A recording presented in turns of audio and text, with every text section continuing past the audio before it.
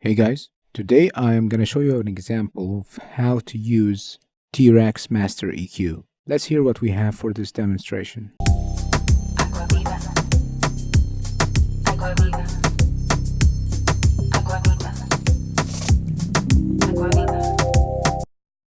So listening to this, there are a few spots that need adjustment. First, we're going to start by the lower mids area at around 350 or 340. And we're going to increase that by about half a dB or 1 dB maximum. And we'll boost around 1.7K, another half a dB, and also 6.8 at around 2 dB.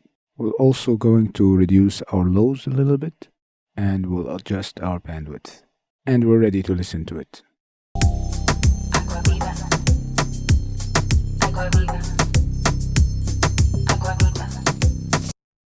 Here is before.